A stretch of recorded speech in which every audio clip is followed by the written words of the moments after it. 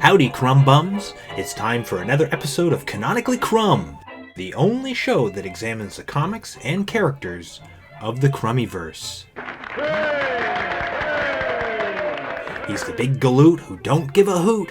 That's right, our topic today is the Ruff, Tuff, Creampuff. As always, we need to acknowledge that, for our purposes, R.Crumb's canon includes the Big Yum Yum book, the Complete Crumb, the Weirdo Years, Zap, Hup, Mystic Funnies, and a bit of dirty laundry. Our first encounter with the Ruff, Tuff, Creampuff comes from the pages of Despair. Published by the Print Mint in 1969, Despair is arguably one of Crumb's most popular single-issue comic books. No doubt in part thanks to this excellent cover. Opening with the Creampuff strutting his stuff in the buff and tooting his little horn, he's nude except for a pair of shoes and his goofy-esque hat. Also, his big fat is swinging in the breeze. Big energy really is the term that comes to mind here.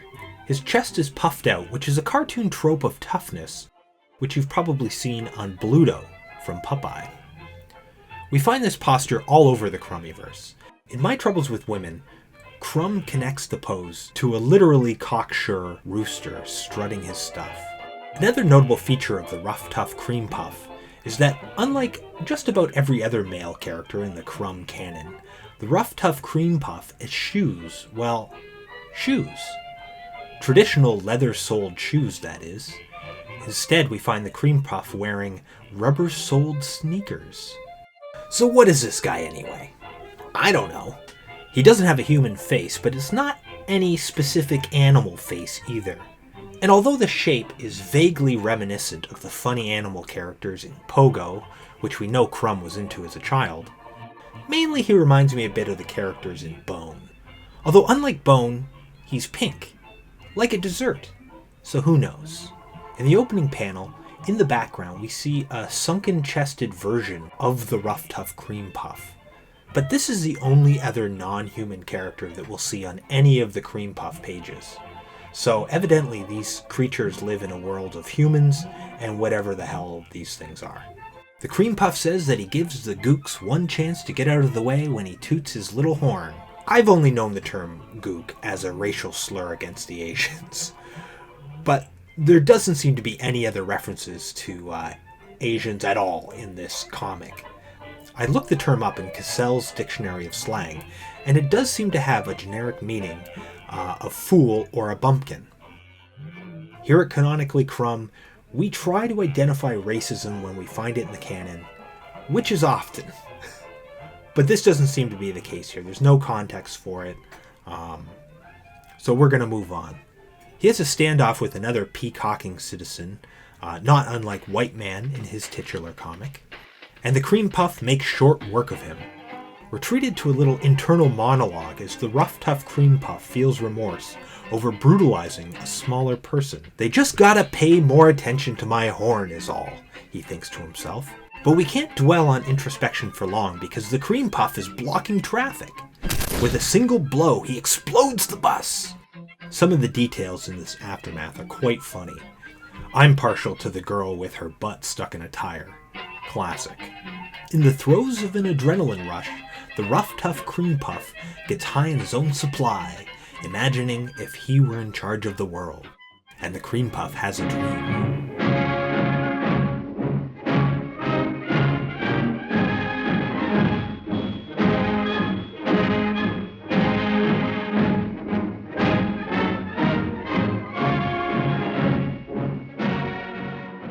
Meanwhile, the average citizen ponders what's to be done with this Ruff, Tuff, Creampuff fellow, and they form a plan.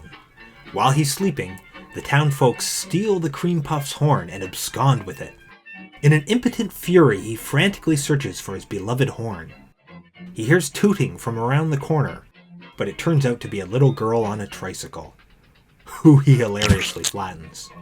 He hears the horn again, only to find out that it has also been flattened. And the Creampuff weeps as the narration tells us, that's why he's called the Ruff, Tuff, Creampuff. This first comic has some thematic similarities to other Crumb comics, namely performative machismo as camouflage, for repressed fragility. We see it with White Man in White Man in 1967, and Bill Ding in Sky High Comics in 1968. There are a lot of car themes here as well. Crumb has a real disdain for modern cars and traffic. He's never had a license, and he says, "How can an artist maintain a lifetime of devotion to his craft in this situation? I'm not even sure it's possible. It's something I struggle with every day. It's just one damn thing after another." The very essence of obnoxious cars and drivers is practically woven into the anatomy and the spirit of the character. He's essentially this loud, giant killing machine. He kind of even looks like a car, even down to his rubber treads, you know? But on the inside, he's just this little wimpy person.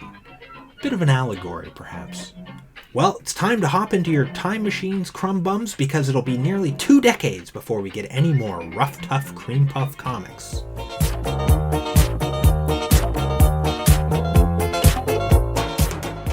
Now that we're here in 1987, in Hup number 1, we get the sequel titled The Ruff Tuff Creampuffs. That's right, Creampuffs, plural.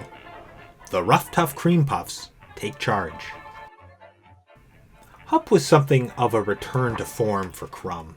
This was the weirdo years, and he hadn't published a proper comic book since Snoid Comics at the end of the 70s.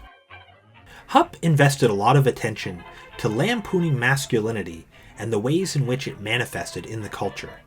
This seems to be where the Creampuffs are at now.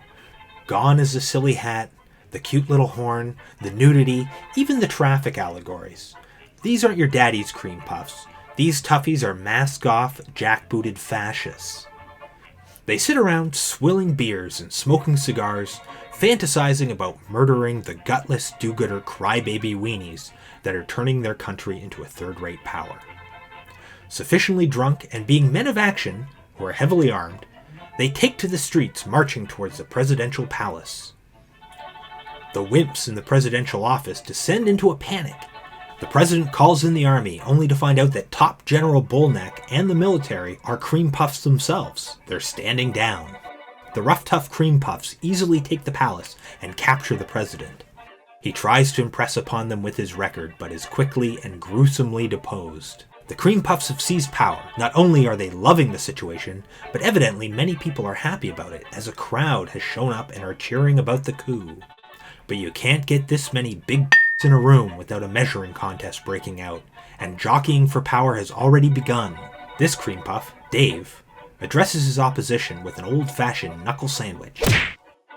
He then proceeds to stomp him when he's down. I mean really stomp him. Like, brutally stomping his face into mush. It's honestly one of the most violent moments in the entire Crumb canon. After asserting his dominance in the hierarchy, Dave orders a round of huge bonuses for all the Ruff Tuff Creampuffs, a popular decision, and then goes about making his cabinet appointments. General Bullneck, #1 son of a bitch, is kept on as head of the military. One Creampuff, Doug, demands the treasurer position since he's on the board of 6 of the nation's biggest banks and a CEO on 3 major corporations. But this unnamed, boonie-capped Creampuff challenges his suitability for the position, pointing out that Doug's financial empire is in reality crumbling. Dave tries to call for order, but it turns out his position isn't as secure as he thought, and he finds himself also deposed. Now leaderless, General Bullneck wants to form a provisional military government. All hell breaks loose as the Creampuffs turn on each other with fully automatic weapons. In the aftermath, the wimps come out of hiding. One remarks, "They've wrecked things good this time," while another laments, "Sigh, let's get started. This is going to be a big cleanup job." This comic was made at the height of Reaganism, which was a deeply reactionary moment in American history. The moral majority was a backlash to the advancement of rights for women and minorities throughout the 60s and 70s, and aimed at returning to a white patriarchal hierarchy. It's also hard not to draw analogy with this comic to more recent anti-intellectual reactionary political movements.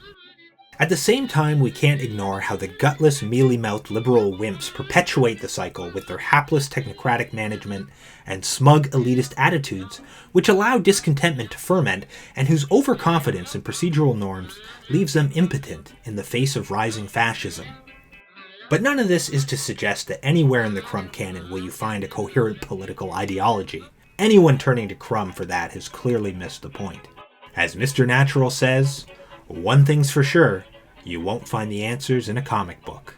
Well, Crumb Bums, this marks the end of another episode of Canonically Crumb. If you've enjoyed the show, make sure to hit like, hit subscribe, be a ding-dong daddy, and ding that bell.